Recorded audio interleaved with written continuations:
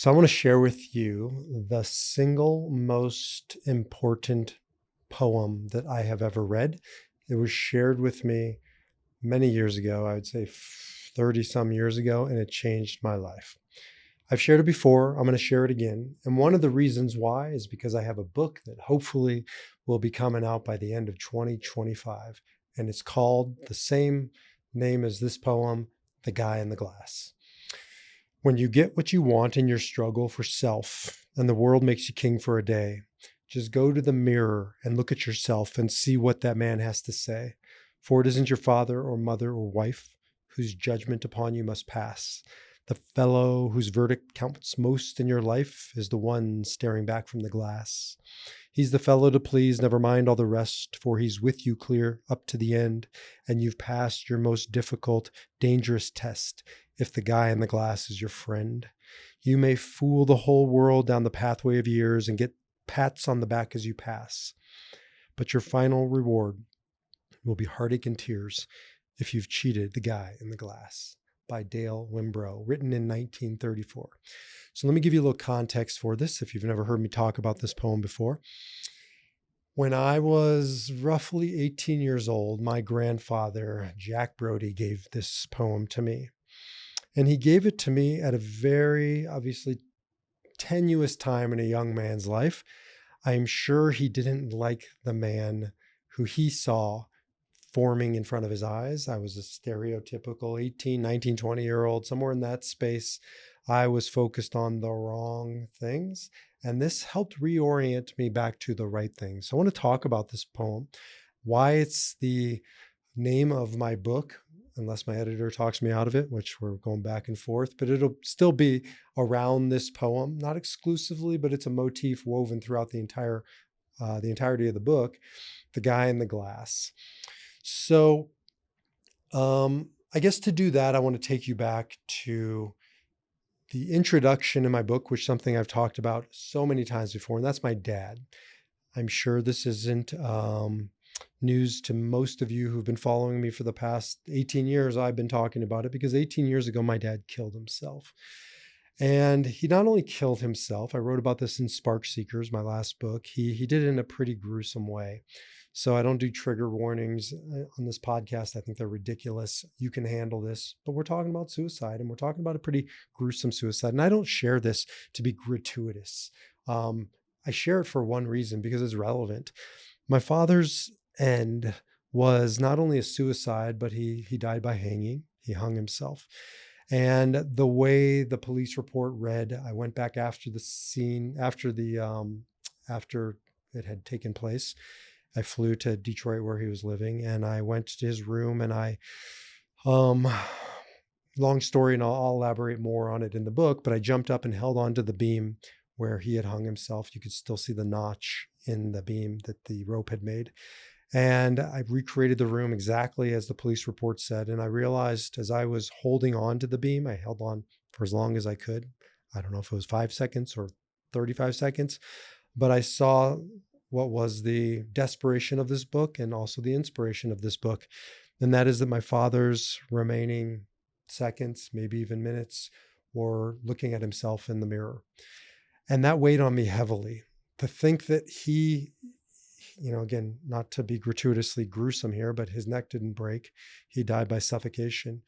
And to think that my father's final moments in this lifetime were looking at himself in the glass, and what I can only imagine he saw, or as I say in the book, he didn't see, haunted me, still haunts me to this day. And one of the reasons why I wrote this book, and I'll tell you more about why the poem, is because I've been trying to take my father down from that rope, from that image in my mind. And I imagine it's still burned into this universe. I don't think those things go away. I think they get burned into it, like the movie The Sixth Sense, if you've ever seen. Those tragic exits, those traumatic experiences get etched into the fabric of creation, of psyches, of everything. And so this book is the culmination of my journey of healing. And it's been a long journey, and that I hope to inspire men to make better choices, different choices, to choose life by loving, respecting the guy in the glass. I know my father didn't love or respect that man, because if he did, he wouldn't have made that choice. He certainly didn't do it in the final moments, and he didn't do it like I respected and loved him. My father was a great man, and he ended up canceling himself, right? This is the cancel culture extreme, where we can even cancel ourselves based on a few data points. Fine, he failed in a few areas in life. Who doesn't? But he judged himself by that and only that. He didn't take a larger view of himself, which is why I'm so passionately against cancel culture. And I'm glad it seems to be behind us. But there were a few years here where my blood would boil when I would hear a man, and usually was men, interestingly, were canceled because of their worst moments. You don't cancel another human being. And this is the logical outcome of cancel culture. My father canceled himself. He killed himself. He left this world because he didn't take into account the entirety of a man, a good man, and all the good data points. So this book is about that. It's about helping men love, and most importantly to me, respect the guy they see staring back. And so I've woven this poem throughout the book. It's so much more than the poem, but the poem is, again, it's a motif. Every chapter of the book, this guy, the protagonist, it's a fiction, but it's woven together with the stories of the men I coach, my own story, my dad's story, and really learning to see, love, and respect that man in the glass. So this poem, written by Dale Wimbrough, came into my life when I was 18 years old. Can't even do the math. It's been so long ago. And it has always fascinated me. The origins of this poem, I didn't know until about 2 hours ago. True, absolutely true. As I need to use this poem in the book, I've been searching out Dale Wimbrough. He passed, so I've been looking for the holder of the copyright. Not so easy. His son, I guess, had the copyright. It's been like this detective process for me, but I believe his son and his daughter have died. His son had put up a website, but the last time it was updated was 1990s. It was like comical. I tried emailing the son, and I think it was AOL. No, it was something even precursor to AOL was the actual email. So no luck there. I tracked down his nephew removed, or step something removed. I mean, it's crazy, but he was a really good guy named Peter. And Peter shared with me the backstory, and I'm still on the hunt for the copyright because I refuse to not do justice to Dale Wimbrough and the creation of this poem and all of the countless lives I'm sure it's helped and maybe even saved, and that I intend on helping and hopefully saving. So, but Peter gave me the backstory. I didn't know this. It was written as a submission to a newspaper that put out a request for responses to a young man who was having a moral crisis, or it was in a moral quandary. I think Peter had said it was around a financial issue that he didn't know was kosher or not. And all the responses came in, and this was Dale's response to that request. I don't think anybody else sent in a poem. I don't know. I'm sure they sent in a lot of advice giving to the young man, but this poem is what stuck, is what was the winner, and just absolutely positively love it. So that informs also the first paragraph. When you get what you want in your struggle for pelf, yes, pelf. Peter told me that he always wondered what that word was too. He thought it was a typo. Lots of people think it's a typo, to the point where it's been changed to self. And I'm going to keep it as self too, because I have to explain what pelf is. I had to look it up, but it's actually pelf. And it makes sense now, given the backstory of why he was submitting this around a financial consideration, moral issue, because pelf is an old English word that has to do with ill-gotten gains. And you know this because we have a word in modern English called pilfer. To pilfer something, to steal something, to get it by ill-gotten gains. So it's got this negative connotation around a pursuit, a human's pursuit, in this case, a man's pursuit of material possessions, of wealth. And now this poem totally makes more sense to me, given the context in which it was written, because he was trying to help a young man. Maybe he wrote it for that purpose. We don't know. to really help him understand, don't lose yourself in your struggle for pelf. um, Again, I think it makes more sense to keep it as self, because if you have to do this deep dive teaching, kind of kills the moment. I've used this in eulogies. If I got to say, excuse me, everybody, it really was pelf, and here's what pelf means, forget about it. But in this conversation, we can do a deep dive analysis of it. And the men I coach struggle for pelf. I just read a statistic that men are 16 times more likely than women to kill themselves over financial issues. 16 times. I forget what the actual number is. Well, men kill themselves 1 every 13 minutes. 80% of suicides are men. I forget what the data says, but men who have survived, their suicide, they failed, thank God, at the attempt, report finances being way at the top of the list. In fact, my dad didn't say he killed himself over finances. He wrote a generic suicide letter to us, and he attributed it to he was on a spiritual quest. I would argue it wasn't spirituality, it was spiritual bypass. He was running away from his financial mess. That's what it was. He was struggling with finances, with finding himself, with reinventing himself. Long story short, I do believe he lost himself over pelf, and it weren't ill-gotten gains, but it dealt with materialism, possession, and he tied his net worth to his self-worth, like the vast majority of us do. You can argue it's cultural. I think certainly true, but I also think it's genetic, it's biology. We're wired to go hunt, to go kill, to go bring back food for, the cave family. And I think it's important. I'm all about hunting and bringing back sustenance for yourself and your family. But when you get what you want in your struggle for pelf, we get it. We get the thing. We are victorious on the hunt. What does Dale say? And the world makes you king for the day. You become celebrated. One of the reasons why I left being a rabbi, I think it's a broken model, not just rabbi, but nonprofits, because I was tasked with raising money to make the nonprofit work. And who was I tasked with raising it from? Usually businessmen, women too, but usually businessmen who made a ton of money in the for-profit. And so they were treated like kings in the nonprofit for going out and hunting the pelf. And I was then essentially begging men or people to fund the nonprofit based on their hunting and creating pelf.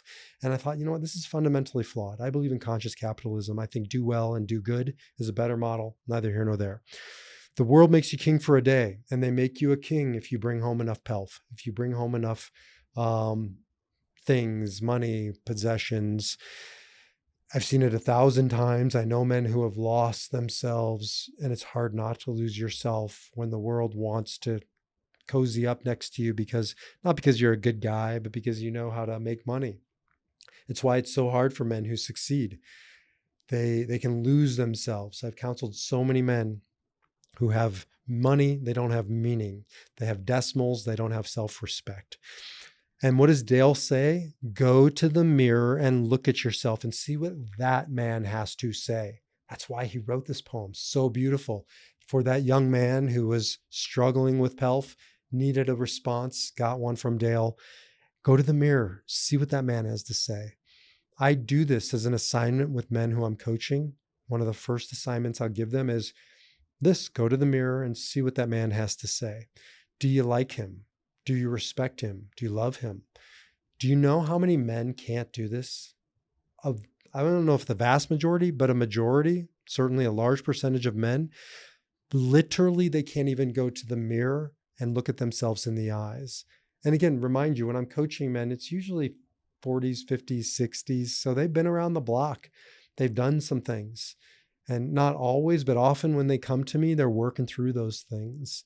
It's not usually money that they're after at that point. It's usually what the money didn't bring them, what they thought it would bring them. The love of a spouse or the respect of a kid or the accolades for the right reasons. And so they've learned to avoid the mirrors, literally and figuratively, in their life. And they have a hard time looking at that man. He goes on to say, because it isn't your father or mother or wife whose judgment upon you must pass. the fellow whose verdict counts most in your life is the guy staring back from the glass. Because at the end of the day, you're going to end up alone in this lifetime. If you do it right, you're going to outlive everybody. You're going to outlive your spouse. You're going to outlive your friends and your family, or much of them, many of them, or you're going to be forgotten. I don't care how many touchdowns you throw, how much pelf you put away. The victories are forgotten. Can you name your great-great-grandparents? All 8 of them? Can you name your great-great-great-grandparents? You can't do it. I've never met anybody who can name 16 of their great-great-greats. You're going to be forgotten in a generation or 2 or 3.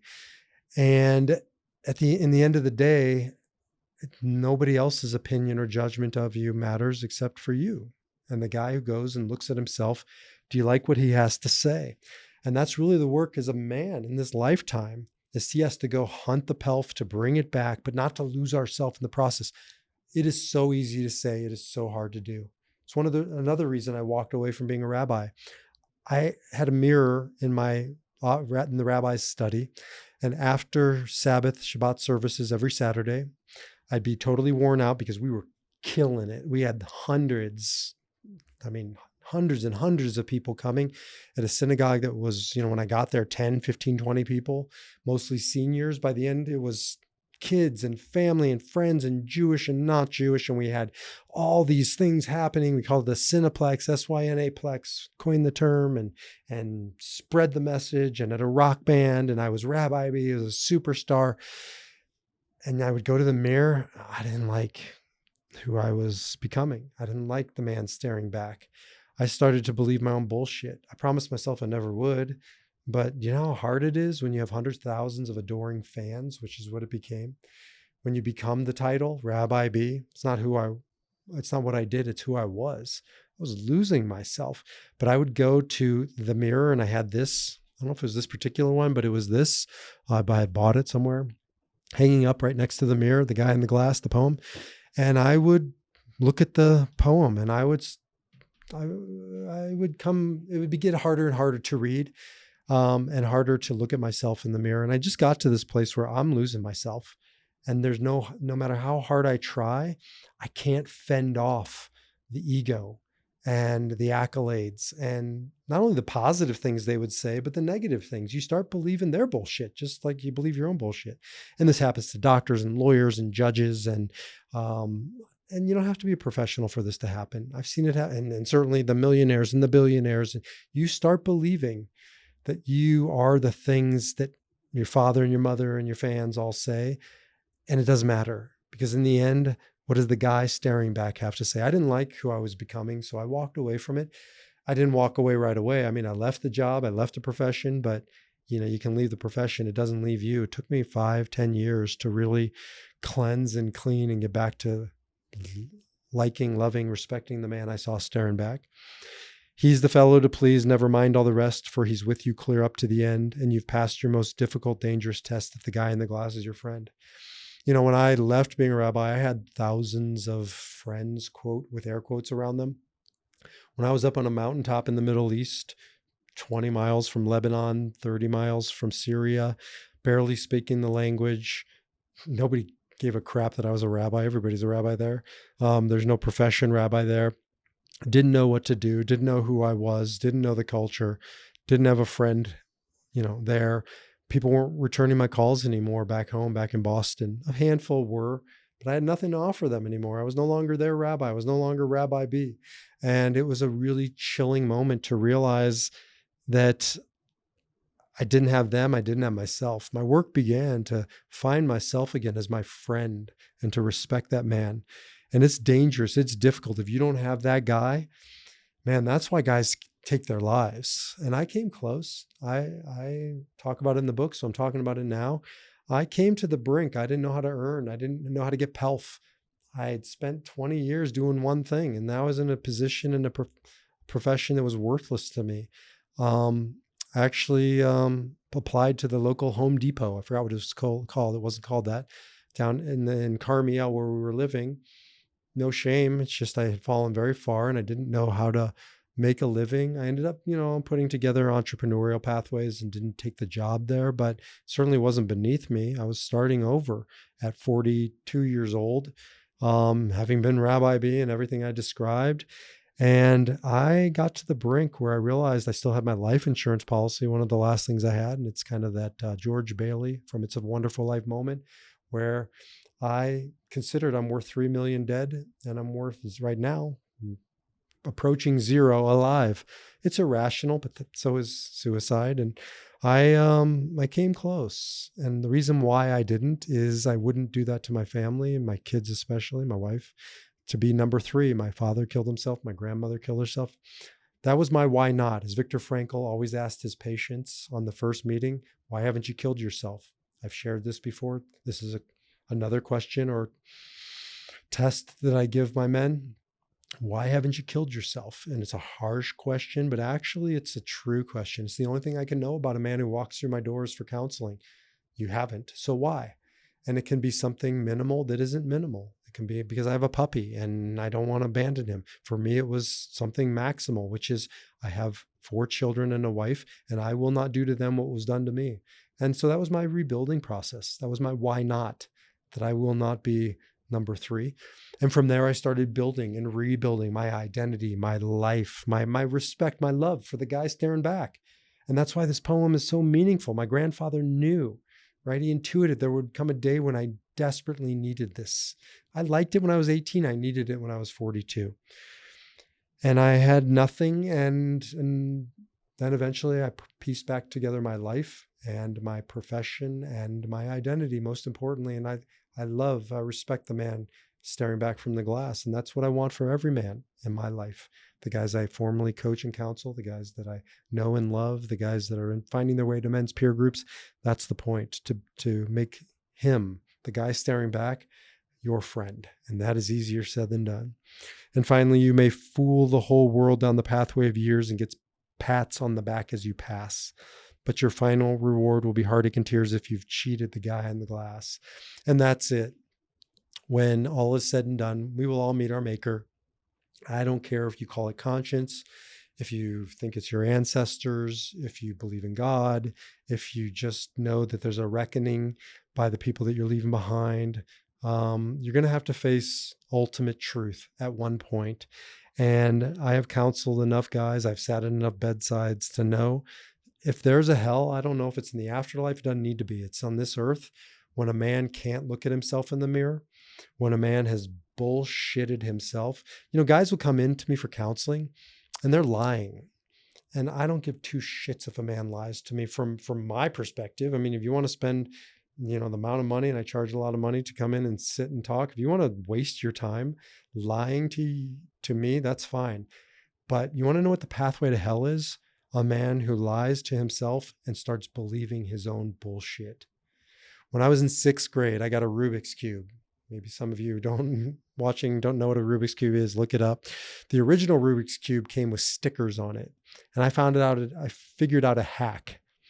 The hack was I was not smart enough to do the Rubik's Cube where you get all the colors on one side lined up. But I was smart enough to figure out the hack, which is you could peel off the stickers. And I did that. And then I gave it to a friend who knew how to solve the Rubik's Cube, and he couldn't do it. He's like, you peeled off the stickers, didn't you? I'm like, yeah, how'd you know? He says, because there's, I don't know the word algorithm, but it was based on a configuration that if you mess up the stickers, you can never set the Rubik's Cube back straight again.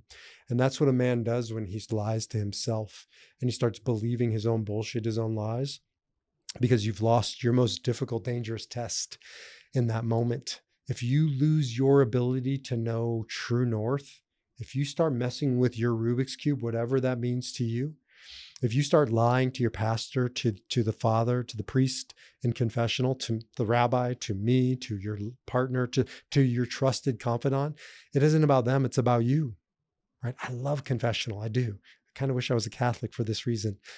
Judaism has it, it's not as formal. But the bottom line is confessional is a beautiful thing, not because it absolves you of your guilt, of your sin, but because it makes you face it, say it, name it, confront it. So do confessional on your own, by yourself, in your house, in your bedroom, in the bathroom, in front of the mirror. Tell that guy the truth. You do not want to end up down the road, right down the pathway of years and get pats on the back when you know you've changed the Rubik's Cube, you've fudged here, you've lied there, you've cheated over here, you've exaggerated the truth, blah, blah, blah, blah, blah. Every man I know has confronted this, and the great men are honest about it. And they put the puzzle back together again. They put themselves back together again. And that just means humbling yourself, being vulnerable, getting authentic, and getting back to what's important, what's real. I'll end full circle. The struggle for pelf. Well, it is also the struggle for self. And I'm going to put it as struggle for self in my book because I stand by it. I think Dale would understand. Because in the end, it is a struggle for self. Maybe I've even tweak it a little bit. I would say the struggle is the self. Every man I know believes in something bigger, something greater. You don't have to believe in God. You can call it Bob for all I care. Call it truth, call it source, call it universe, call it whatever you want. But every man I have counseled believes there is something that he is accountable to, someone he is accountable to. In the end, I call it soul. The struggle for soul. It isn't that it's a struggle to get to your soul. It's a struggle in this world, in a world filled with pelf and distractions and ego and arrogance and fear and all kinds of things. It doesn't mean you're bad. It means you're human. Our work is to struggle with the self to get back to the soul. The soul, there is no struggle. The soul is true, was, is, and will always be true. The soul was there. She is there. She's waiting for us to return. She's compassionate. She's loving. She's kind. She takes us back. The work is, can we forgive ourselves? Can we get back to her? Can we get back to the truth? Can we give up the struggle? And by the way, when you give up the lies and the posturing and the competition and the accumulation and the fear, the struggle goes away. You start attracting to you people who are aligned with that, opportunities that are in alignment with that, and you live a life that's just simple, honest, and true. You don't have to hold up the world anymore. You just live taking each day as it comes, living your best, authentic, true self, being vulnerable. The struggle disappears. And most of all, you haven't cheated the guy in the glass. You love him. You respect him. This work that I do is for my father because he deserves to respect that man. I respected him, loved him, will always love him. This is for all the men out there who have strayed. The Hebrew word for sin means stray. It doesn't mean you've sinned. It means you've lost yourself in the struggle for self. We got to get you back to you, to the true you, to tell the truth, to live the truth, to love the truth. And that truth is you. And that's what this is about. It's about coming back to that, to loving that guy in the glass, for my dad, for all the men who have chosen death over life, and for all the men who are considering it. Don't do it. Don't you? You deserve better. Your family deserves better. The man staring back in the glass can be and will be your friend again. Let's get him back there. Let's get you back to you. And for all the men who saying, like, that doesn't apply to me, I'm not going to kill myself. There are lots of ways to kill yourself. And some of them are explicit. Some of them are implicit. Some of them are obvious. Some of them are not so obvious. This is for all the men who want to get back to loving and respecting the guy in the glass. I would love to hear from you. Love to hear your thoughts on the poem. Love to hear how it's shown up in your life. Certainly love to hear from you if you're at your wit's end, absolutely unequivocally. Pass this along to the men in your life. That's my mission, the 13-minute mission, to set back that devastating statistic. Every 13 minutes in America, a man kills himself. 1 minute. Push it back 1 minute. I'm not so brazen and arrogant to think I can get rid of this ancient perennial problem. It's there, it's real. But I can't do it alone, but we can do it together to push it back to 14 minutes. May not sound like a lot, but guess what? That's 2,888 men. If we can push it back to 14 minutes, that will choose life this year alone. It says in the Talmud that each human being is a world unto themselves. So think about that. One person, one human being choosing life is a world unto him or herself. So that's 2,888 worlds. We can start there. Let's defy that horrible number. And I believe it comes when every guy goes to the mirror and he respects the guy staring back. Take care. I'll see you in the next podcast.